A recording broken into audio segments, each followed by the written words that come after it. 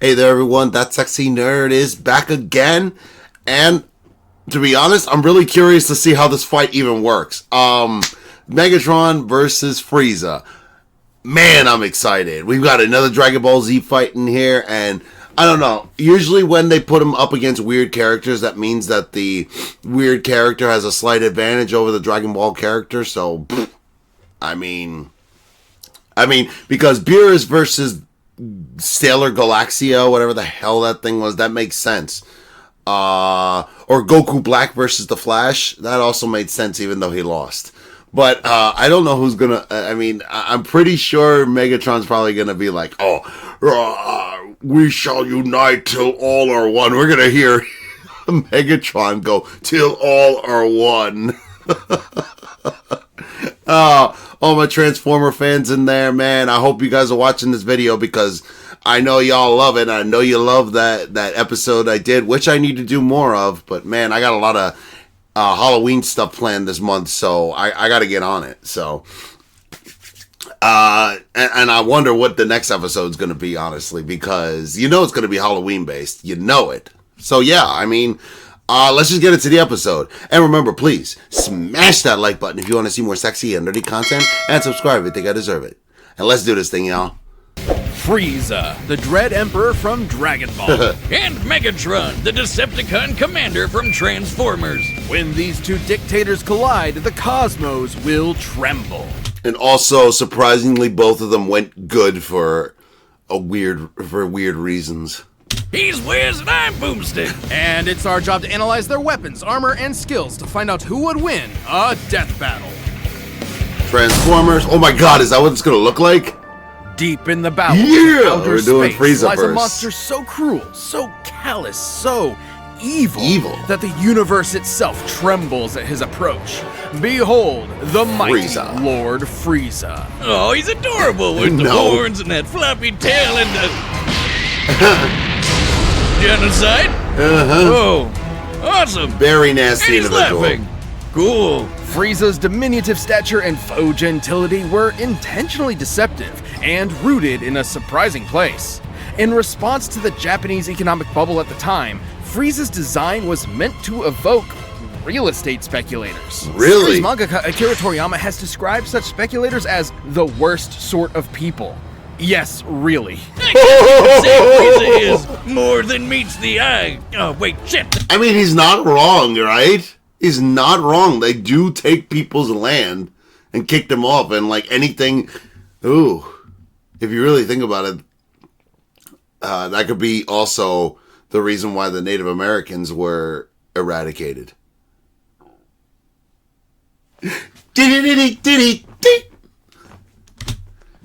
That's later. Much is unknown about Frieza's alien race and heritage, only that he and his father were born as mutants with abnormally high power levels. Wow. Oh, like how the doc said my blood alcohol level was 0.8 straight out the womb. Frieza was so crazy strong that unlike most Dragon Ball characters who transform to get stronger, Frieza transforms to get weaker. So he doesn't accidentally nuke a planet. Isn't that Majin Buu? Only intentionally. With his father's empire and army at his beck and call, Frieza would cross the universe, conquering worlds one by one, and selling them to the highest bidder. Just like real estate speculators. Yes. And if anyone objected, he just killed them, their entire family, and everyone they ever knew. Just like real estate speculators. While he usually lets his weird, multicolored alien grunts do his dirty work for him, Frieza's not afraid to throw down himself, especially if some spiky-haired space monkeys start getting too uppity for their own good. Frieza's strength comes from his innate understanding and manipulation of his own ki, or life energy, which he can use to enhance his physicality or manifest into projectile attacks. Like his classic Death Beam, Death Ball, Death Wave, Death Cannon, Death Saucer. Yeah. I'm sensing a theme here. There's Frieza lots can of move death. mountains with his mind, fire Death laser Ball? beams from his eyes, create ki force fields, and he even learned to sense the ki of others through sheer observation alone. He's fast enough to keep up with Goku's ki attacks, which, scaled to the ki he absorbed for his spirit bomb against Kid Buu, could move across the universe in less than a minute. That Really? would be over 17 quadrillion times the speed of light, and he's gotten even stronger and faster since then. Yeah. You know you're a badass when you can stroll into Planet Vegeta, a planet filled with people whose only higher aspirations involve murder and hair gel, and talk shit like they own the place. And he got so paranoid about one of them getting strong enough to kick his ass that he blew up the friggin' planet. Yeah. Considering Planet Vegeta has 10 times the gravity of Earth, this would mean it likely has 10 times the mass and 100 times the energy required to overcome its gravitational binding energy and destroy it. That's over 5.3 Yoda tons of TNT. And that was in his weakest form. Too bad he kinda missed a spot. Or several, because a bunch of Saiyans survived to fight another day. That's true. Space genocide just ain't what it used to be. This would come back to bite him when he was finally forced to confront the Earthbound Saiyan Kakarot, and accidentally ended up being the reason he turned into the legendary Super Saiyan. Like the albino dildo he is, Frieza I has remember that. survived He being gets his pounded ass by whooped. Broly for over an hour straight, crushed by Goku's spirit bomb, and then split in half, consumed by an exploding planet, and left afloat in the vacuum of space. He can survive without the vast majority of his body, though unlike other Dragon Ball villains, he can't heal on his own. It didn't help him that much after he got his ass sent to hell, but because of that dragon in his balls, he was back at it again. And with just 4 months worth of training, the first time he'd ever trained in his entire life, Frieza was able to achieve a new transformation capable of surpassing the Super Saiyan, Golden Frieza. That's a level of laziness I aspire to, Wiz. DeviantArt Frieza here lets him keep up with Super Saiyan Blue Goku and Vegeta. A significantly weaker Super Saiyan God Goku could blow up the whole of Universe 7 in a punch clash with the God of Destruction, Beerus. And the shockwaves of their punches were able to reach the edges of existence in only a few seconds. Over 270 quadrillion times the speed of light. And that is before so many years of power-ups and training between then and now. Totally crazy, but nothing compared to his newest and greatest form. A transformation capable of surpassing Goku's Ultra Instinct and Vegeta's Ultra Ego.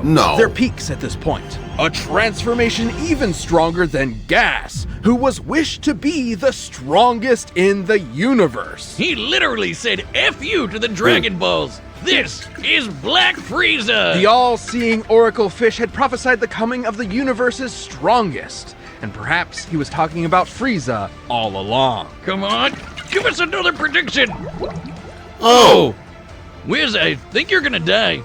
No, for some godforsaken reason, he didn't use his newfound power to kill those pesky Saiyans. They were right there, you moron. In fact, he once committed the archvillain's greatest sin and teamed up with them Goku to save their universe and beat Jiren, a being comparable to the gods of destruction. Because no one's allowed to destroy the universe but him. And that's a promise he means to keep. This almighty emperor will continue to rule the universe with an iron grip and a heart of ice. Oh boy, that's memories. You either die a hero, or you live long Megatron! enough to see yourself become the villain. Or you live even longer and become an 80s toy commercial. This Or is Jude's Megatron. In Cybertron's ancient past, the planet was ruled by the Functionist religious order, which decreed a Transformer's natural-born alternate mode determined their role and status in society, rather than letting them choose for themselves. Born into this repressive caste system, Megatron of Tarn dreamed of something more. So this giant Hasbro toy robot, only $5.99 at your nearest Rite Aid, wrote a manifesto on peaceful dissent that got popular with the oppressed Cybertronian working class. So much so, in fact, that the Senate tried to have him assassinated. Whoa, politics alert! After surviving that brush with death, Megatron was convinced that peace could never be an option. The only path left to overthrow the crippling social order was violent revolution. So were the Autobots originally the bad guys here? Optimus Prime? More like Optimus Crime. Never say that Megatron wasn't committed. The civil war he started between the two groups lasted 9 million fucking years. And again, remember, toy robots. He was aided in his war efforts by his immensely powerful fusion cannon, a giant laser bazooka that can hit targets from 12 miles away and level a small town in a single shot. These projectiles are so fast, they're able to exit the atmosphere from ground level after only a single second. By scaling the distance of the Earth using the angle of this shot, the fusion cannon's projectile must be moving over 4,200 times the speed of sound. But, like me, the fusion cannon needs a little time to recharge between shots. So Megatron's got some tools to keep the job going. He can close the distance with his Energon mace and block blows with his Energon shield. It helps that Meg's literally fought as a gladiator before his stunt as a revolutionary. Megatron can fire lasers from his eyes and arms, launch buzzsaws strong enough to slice through solid rock, fly through the air, and open up a force field known as a panic bubble. Now, it might seem like a huge flaw that it lets enemy combatants inside, but that's only until you realize it won't let them back out again. That's when the panic part comes in. Megatron's not trapped in there with you. You're trapped in there with him. Megatron's Cybertronian body is strong enough to match the Autobot leader Optimus Prime, who can toss around oil tankers weighing hundreds of thousands of tons. I forgot about and that. Megatron's metallic hide was tough enough to survive an explosion so massive, it launched the entire planet of Cybertron through space. What? By taking a look at Cybertron's mass and how fast it was sent flying to get its overall kinetic energy, Megatron must have survived a blast equal to nearly 4.5 nenatons of TNT, enough to annihilate a small star. He can even keep up with Decepticons like Starscream, who can fly across the galaxy from Earth to Cybertron at hundreds of thousands of times the speed of light. And he wouldn't be a Transformer without being able to transform into various vehicles. A tank, a stealth bomber jet, and a gun! Just a gun. Walter B-38, in fact. Sorry, Wiz. I know he's this tragic revolutionary corrupted by the cycle of violence or whatever, but that is the funniest shit I have ever seen. What does he have, like his Deceptive buddies point him at people and fire? Sometimes. He can fire himself too. Oh my god. That looks even sillier. You may be laughing, but Megatron is no joke. By utilizing space bridge teleportation technology, Megatron can establish a remote link-up to a nearby black hole and teleport the antimatter it produces to his location. Through his eyeballs! Should matter and antimatter meet, they will be mutually annihilated in a brilliant release of energy defined by E equals mc squared. It doesn't matter how durable the matter is, it will be destroyed at the subatomic level. As Megatron's war for control of Cybertron dragged on, all of his highfalutin ideals started to fall to the wayside. In essence, there used to be a point to the war.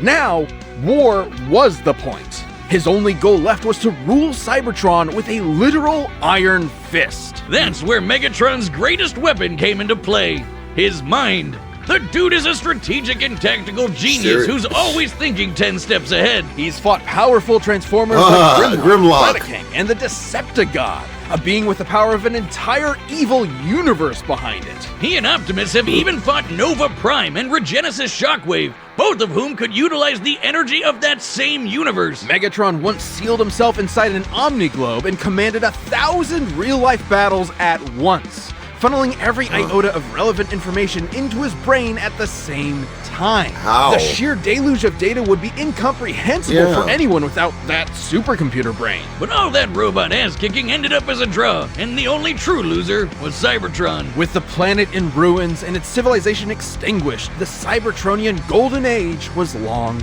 over, and the vanguard of its destruction was Megatron, who's now a crusty Saturday morning cartoon villain with a voice that sounds like he smokes 40 packs a day and a hate boner for his boneheaded second-in-command, Starscream. After countless millennia of a humiliating stalemate with his Boy Scout rival, Megatron's brilliant mind finally turned inward.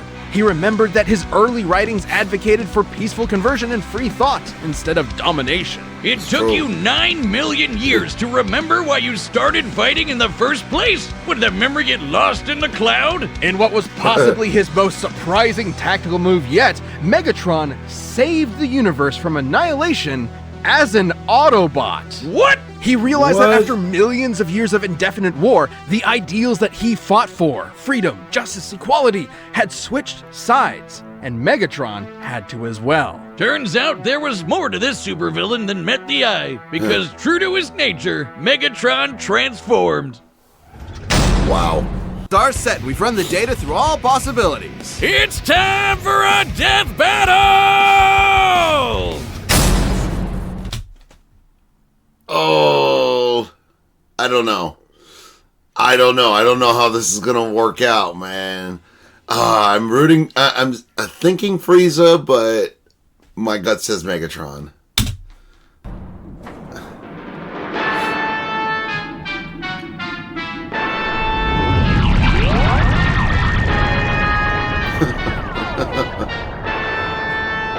Jeez. Greetings, noble warrior of planet Cyber whatever. I, Lord Frieza, claim this world as my own. Cheer for me or face annihilation. I have fought for my planet for eons. I would rather see it turn to ash than reside in your filthy hands, organic scum! I love it when they monologue back. Nope. Really?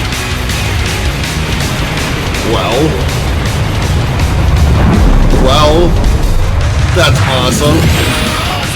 Pity. I'll have to construct a new mothership from your corpse.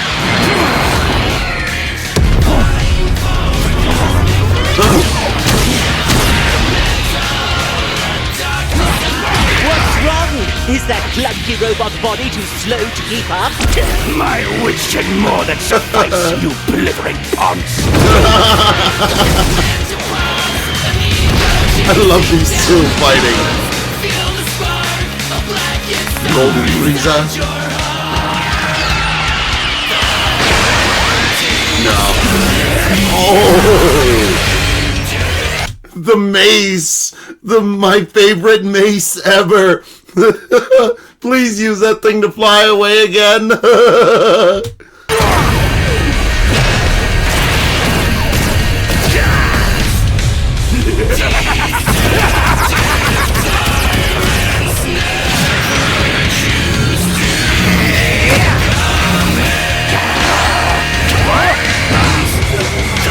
Oh, I forgot about that move.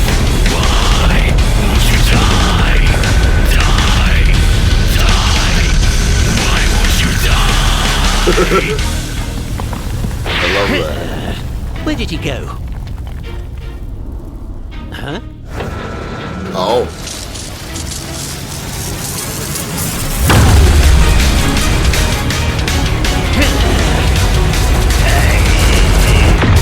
Probably, yeah.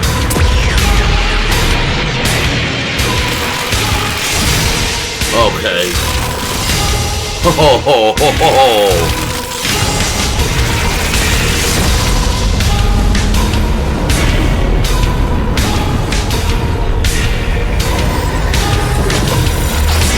How did you do that? How did you do something so awesome?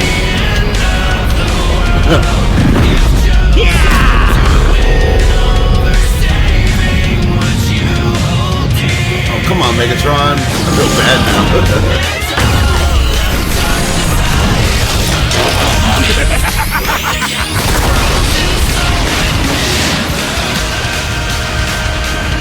Dude.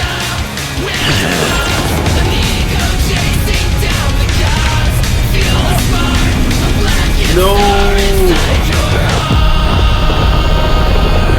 I'm kind of rooting for the underdog here, I feel like. Well, doesn't this just always happen? I give it 5 minutes. My planet!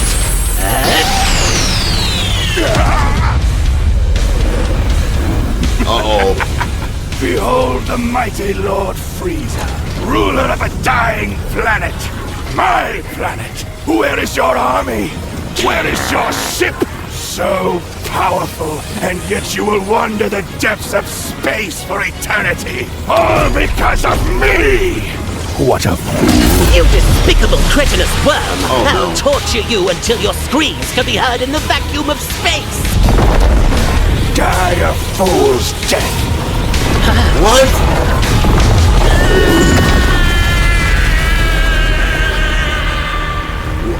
What the hell?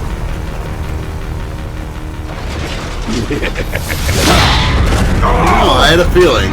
You will die by my hand! You fool! Well, there you go. Wow. Cybertronians. must kill them all. Well, that sucks. Wrong again, Frieza. It was actually 1 minute and 10 seconds.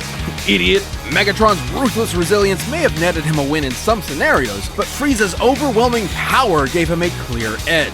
Megatron's ace in the hole was his antimatter, which would have annihilated Frieza's ass no matter how tough it was. And that was a real possibility. Megatron is a So? master tactician and manipulator with millions of years of combat experience. Frieza, on the other hand, has always relied on his raw power and intimidation to win fights. When things don't go his way, he has a tendency to freak out. Blow things However, up. Frieza has survived getting most of his body obliterated and kept That is very going. true. Which meant the antimatter wasn't a surefire win. It would have to completely cover Frieza's whole body before he could react, and Frieza was way too fast for that. While Megatron scaled to characters who could cross galaxies, Frieza has kept up with Goku, who should be at least trillions of times faster. And on his smaller size and key force fields, Frieza had more than enough ways to avoid, defend, or survive the antimatter. So Megatron's only option was power. While Megatron has survived planet-busting explosions and even fought with a being that had the energy of a universe behind it, Golden Frieza was just too much for him, considering he certainly surpassed Goku and Beerus' Punch Clash. Since Universe 7 as a whole should be that's over true. 13 times larger than our own universe, Frieza's super forms would far exceed Megatron's own power. And that feat happened at the beginning of Dragon Ball Super. Goku has gotten leagues stronger since then, and Black Frieza is currently beyond him. There was just no way Megatron was strong enough to keep up. Megatron was a devious foe, but Frieza's power, speed, and sheer survivability allowed him to crush the Decepticon leader underfoot. I guess you could say Megatron was cool, but Frieza Was cooler. The winner is Frieza. He's gonna get himself killed talking like that. He's like, what? Let's see. Halloween episode.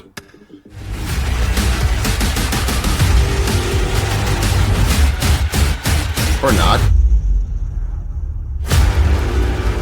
Gojo versus... I have no idea who those two are. That was a pretty awesome fight. Damn. I'm not gonna lie. Again, I was rooting for Megatron, but I kind of knew that Frieza was gonna win, honestly. Because, you know, that's why I was still like, woo! But yeah, he barely won by the skin of his teeth with that damn antimatter thing. Fucking great, wasn't it? I don't know. I don't know anything about the next few characters. I've never watched Chainsaw Man. I don't even know what the heck the other one was, but hopefully you join me for the next one. And remember, please smash that like button if you want to see more sexy and nerdy content, and subscribe if you think I deserve it. And I'll see you on the next episode.